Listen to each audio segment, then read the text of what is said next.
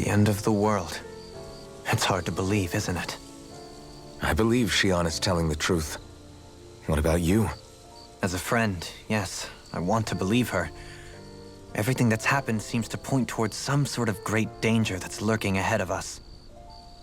Still, it's hard to fathom something that could usher outright doom to the world. That those really are the stakes we face. No, I understand. Even Shion doesn't seem to know exactly what will happen to bring it all about.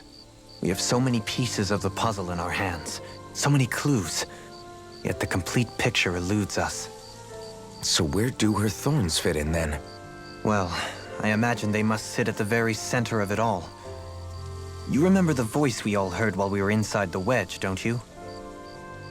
Yeah, I remember. It was the will of Dana's astral energy come to life. Or that's what we all thought. Right.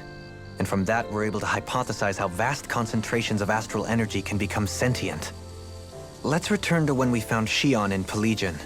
When her thorns went wild, they contained far more astral energy than any mere Renin would normally have inside them. So you think those thorns might be alive too? That their will is what keeps her from dying? But why would they want to destroy the entire world?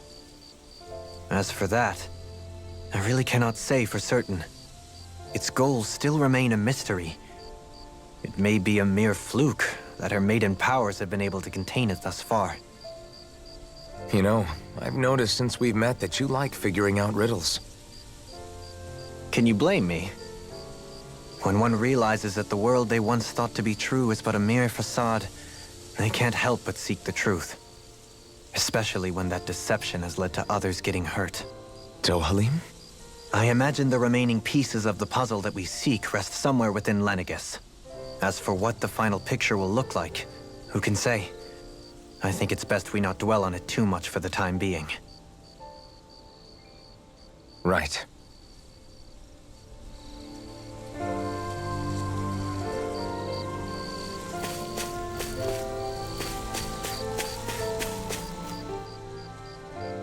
How you holding up? Who, me? Yes, you. You took a hit from those thorns again, didn't you? Oh, that? That was nothing. Compared to what Shion's going through, you mean? Still, even if you yourself might be willing to endure that kind of pain, that doesn't mean Shion wants to have to see you get hurt by her thorns, you know? Yeah, I know. I'll be careful. Shion doesn't know how lucky she is to have you around, you know? Dashing in to save her at the last minute. Yeah, very funny. I'm being serious. You went up and held her close like you still had that mask on, and you didn't even bat an eye. She really needed that. That's what I mean when I said you saved her. Just like you did with the rest of us. I just want for Shion what we all have.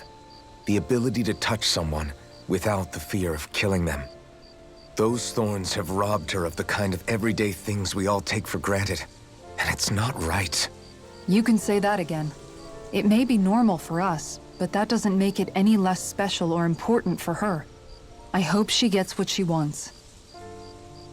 I have my own dreams, but a world without her, where she dies so we can all survive, isn't a world I want to live in. Agreed. It's like more and more keeps getting taken from her, and I'm done with it.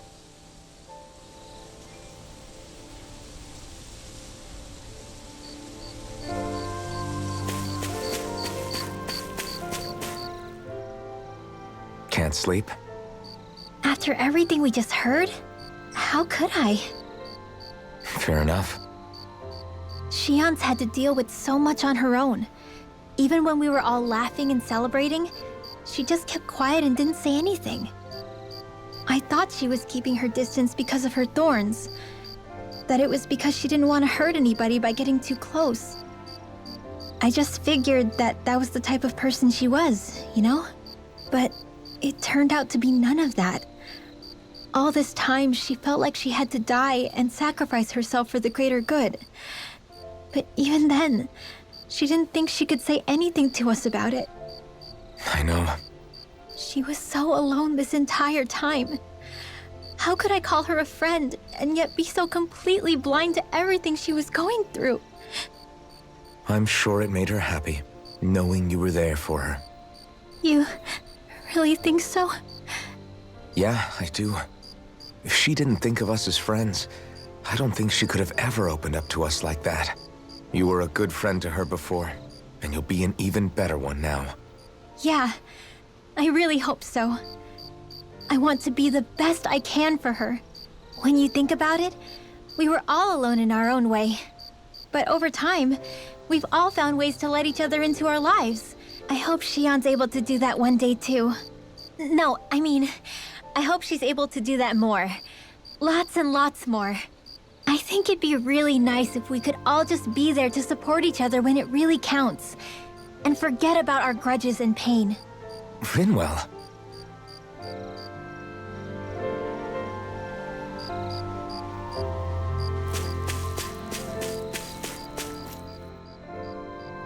Did you know? You mean about Shion? Yeah, I didn't have the slightest idea. I mean, every once in a while I thought something seemed a little off, but I never could have imagined. It's like a completely different world was spinning around me and I couldn't even see it. You and me both. I mean, I knew something was bothering her, but I could never quite figure out what it was. You? But you're the one always looking out for her, aren't you?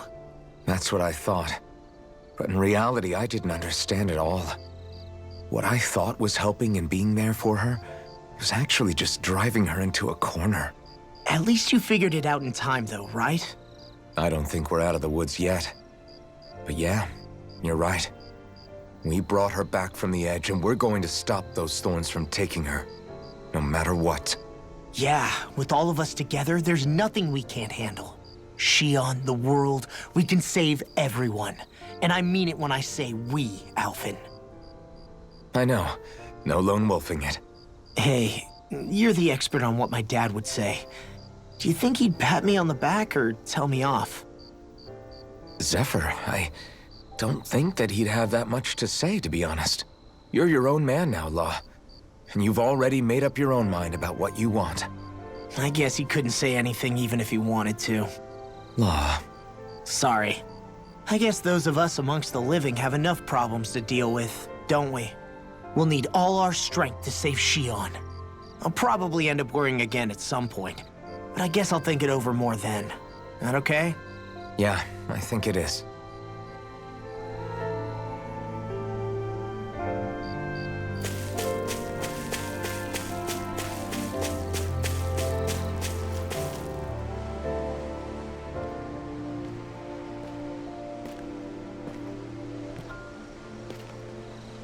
Hey, you doing all right? I seem to cause nothing but worry. As much as I try to look like I have things under control, everyone still worries about me.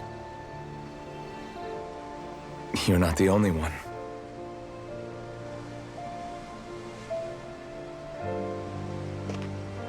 Hey, do you remember the first time you said I was your friend? No? When was that? Sorry, I can't remember. That's okay. It came so naturally to you, I'm not surprised you forgot. I was different back then. The Danans were not even people to me, and I knew I would always be alone. But in that room with Deadheim, when you called me your friend, it just shattered the wall that I'd built up around me. Because until that moment, I'd only seen you as a means to an end. I thought of you as a way to use the blazing sword, and to obtain the Rena's Alma. But after that day, one time it came too, and before I knew it, you'd had to feel calling me over being your friends. It didn't matter if you were Renans. You cared about us you would any other people. Then, everyone started to call me their friend too, to think of me as their friend. Before then, I never even dreamed I could have that.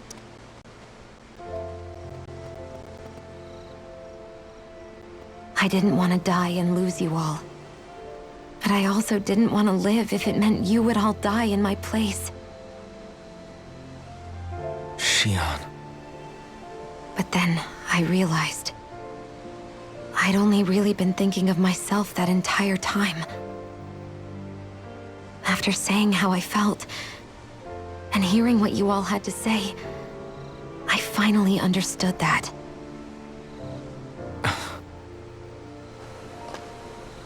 Don't worry, it's okay. I'm not planning on dying anymore.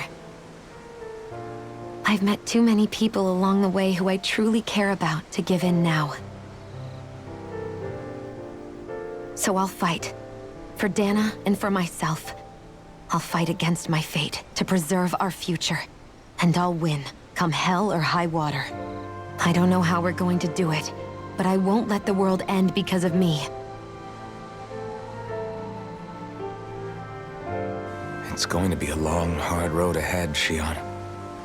Our fight won't be over until everyone, both Danans and Renans, can finally live in peace. But I swear I'll be there with you until the very end.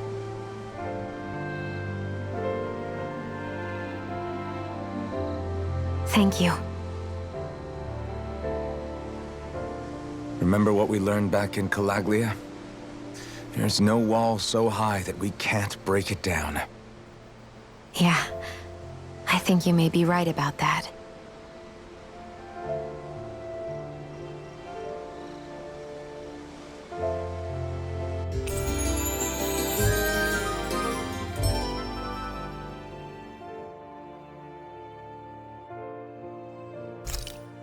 Everyone well rested?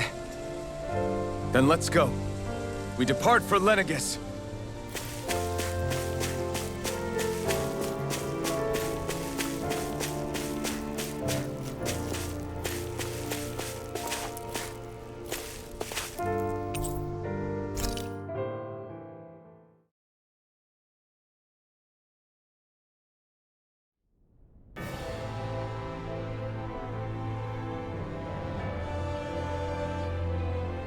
Well, it's the moment of truth. This lady better hold together once we're up in the air. Law, don't say that! You're going to jinx us! Speaking of which, Альфен, this bucket of bolts got a name? A name? You know, I'm not sure she ever had one. I never really thought about it. Well, after all the trouble we went through to find her, we should give her one, right? I was thinking something like... Fall Knights. Huh? It means owl in the ancient tongue. Literally, the one drawn to the skies.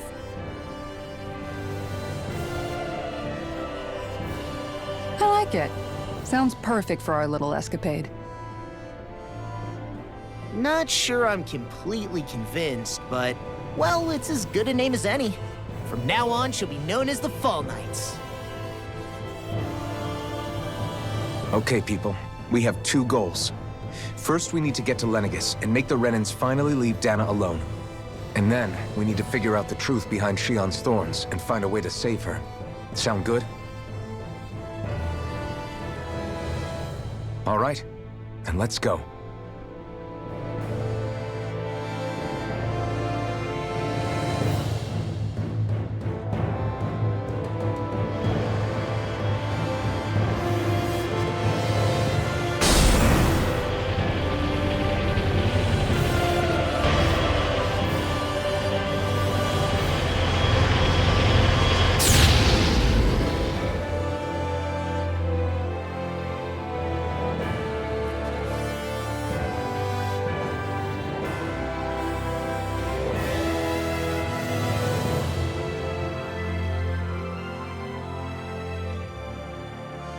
You know, I can still hardly believe it. Believe what? I mean, just look at it. The whole of existence, crammed inside a tiny frame. Now that you mention it, I guess you're right. It does look more like a painting than a living, breathing world. From up here, all the struggles we've been through feel so insignificant. Nothing like realizing how small you are to put everything into perspective. kinda makes the differences between the Renans and the Danans feel pretty small too, huh? How much longer until we reach Lenegus? There are better ways to use your time than napping. We should take a moment to familiarize ourselves with the facilities on board before arrival. Good idea. The starship may end up serving as our base of operations once we're down there. Think you'll be all right with the controls? You mean the ones set to automatic pilot? I dare say I'll manage. I'm basically just here to supervise. In that case, she's all yours. Everything okay, Xion? You seem a little different. Different? Like in a bad way different? No, not at all. You seem more driven lately, like you found a zest for life. It suits you.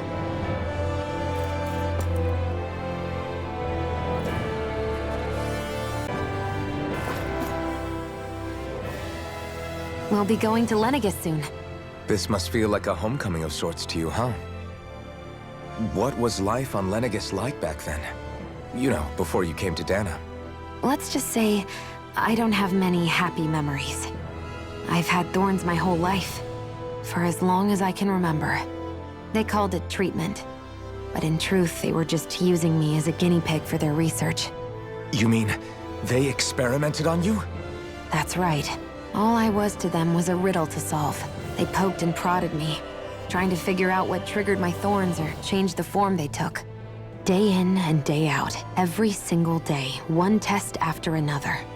I'm still surprised they didn't try to dissect me. The look they gave me whenever one of them touched my skin. How could I forget it? Reeling from the pain, like I was a monster or something. Some existence, huh? A blight on any I touched. Helplessly complicit in their pain. I thought things couldn't get any worse, but then they did. I started to have nightmares, visions of the coming apocalypse. Is it any wonder I lacked a cheery disposition? Unable to so much as touch another soul. Loneliness was my best friend. Sure, I survived, but with the knowledge that one day I'd be swallowed up by oblivion. And that's when it hit me. If I was going to die, then it should mean something. If I have to sacrifice myself to save the world, so be it. I'm sorry. I didn't mean to make you relive that. No, it's fine. I'm in a much better place now. You say it's your destiny to die so that others can live. But why not the other way around? Why shouldn't we be the ones dying to save you?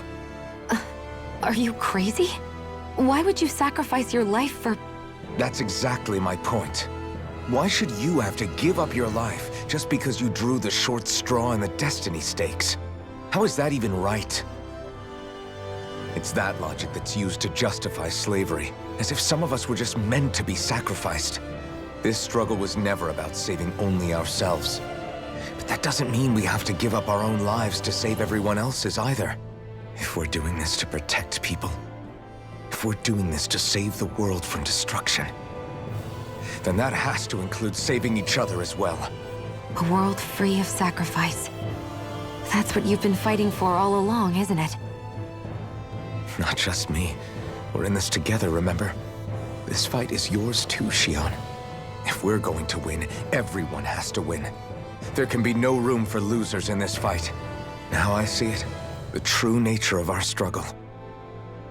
A victory without losers. But that means that a Danan victory over Rena can't be the end. Do you think we can pull it off? You bet we can pull it off. We have to. It's the only hope we have of things ever changing. Yeah, you're right. No one's ever changed the future without aiming for the stars. We can do this. Together.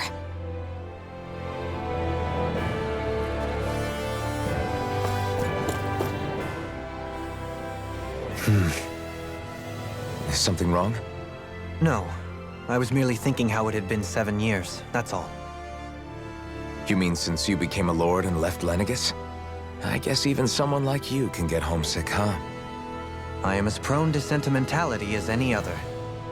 Tell me, though, you too have a history with Lenegus. A traumatic one, no less. This trip will probably mean facing up to some difficult emotions. Doesn't that frighten you? Well, it is a place where I took the lives of countless people. I'd be lying if I said I hadn't thought about it. But I can't keep running forever. The past is what it is. There's no changing that. But the future's what we make it. I see. Dohali? Forgive me. I was wrong to pry. We have more pressing matters to address. Come back and speak to me when you finish looking around the ship.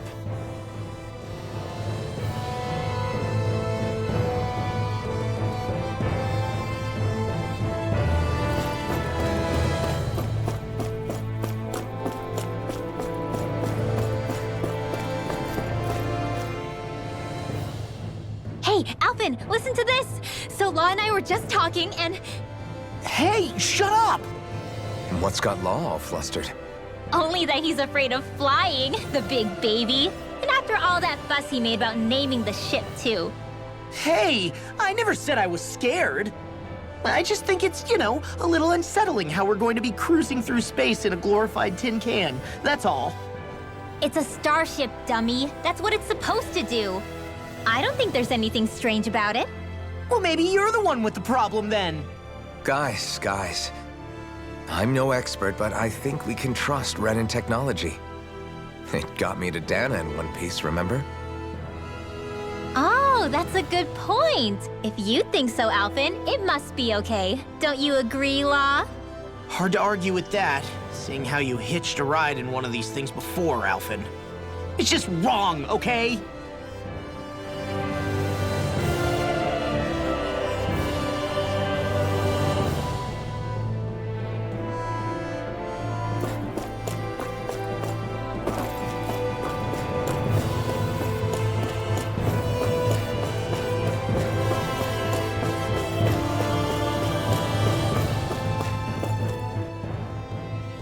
You okay? Feeling airsick? Actually, now that you mention it, not at all. These starships are a remarkably smooth ride, all things considered. Nothing like being at sea, thank goodness. Glad to hear it. That device there caught your eye, huh?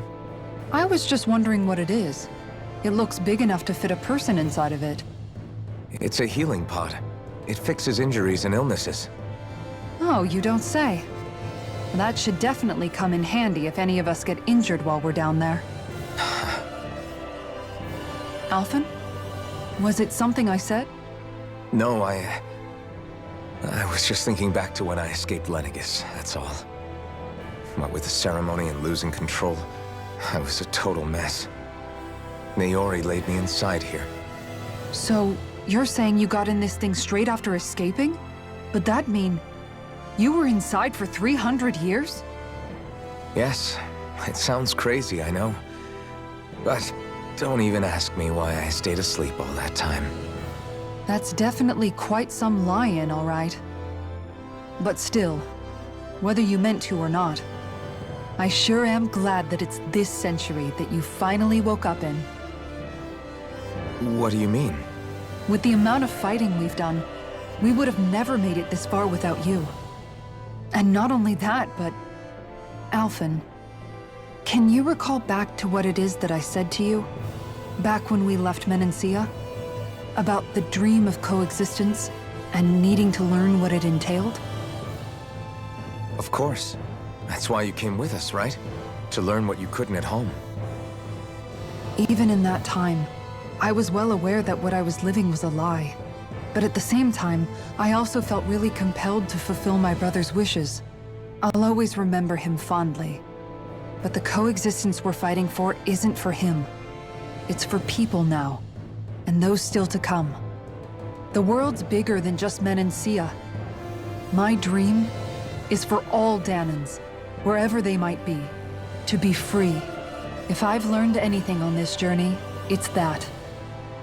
And the one who brought me along was you, Альфен. I'll forever be grateful to you. Well, we're not out of this forest just yet. You should probably save your thanks. At least, until we've dealt with the Red Woman. I know. But whatever we find when we get down there, I'm through looking the other way. Kisara. Probably getting a little ahead of myself, huh? Let's take things one step at a time.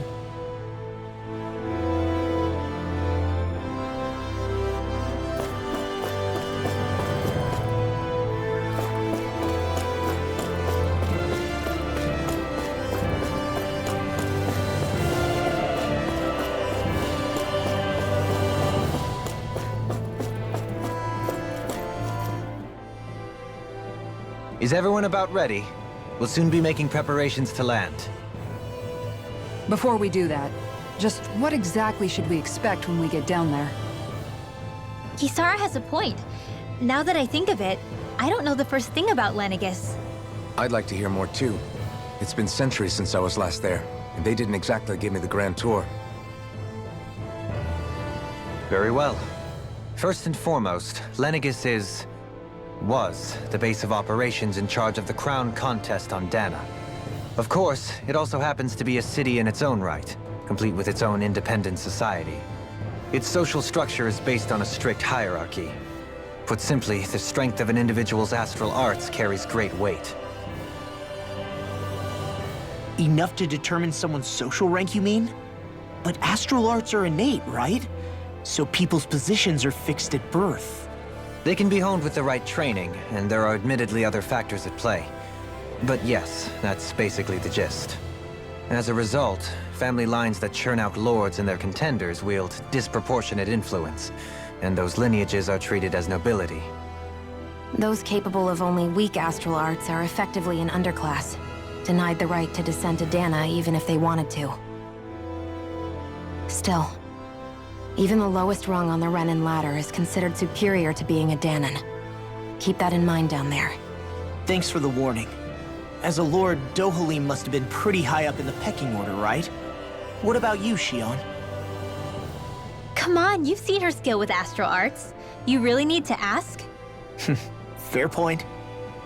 On arts alone, you're right. I'd have been sitting pretty. But you're forgetting my thorns. They weren't exactly an invitation to high society. Sorry. No, it's fine. It's refreshing to be around someone who says what they're thinking. Life's less complicated that way. Jeez, give backhanded compliments much? Wait a second. Are you? He is! Lost blushing! I am not! Of course, separating people into castes based on something arbitrary like arts is discrimination at its worst. As if such simplistic criteria could ever be a measure of someone's worth. So this red woman, are we expecting to find her on Lenegis? I would wager so. Lenegis is too deeply involved in all this to discard the possibility. Chances are she's also connected to the Renis Alma being stolen from us in Pelagian. If the Renis Alma is being used to exploit Dena, we need to take it back at all costs. That red woman's got a lot to answer for. Just as well I've got a ton of questions. We're about to land. The descent could be a little bumpy, so brace yourselves. If there are clues about your thorns out there, Shion, we'll find them.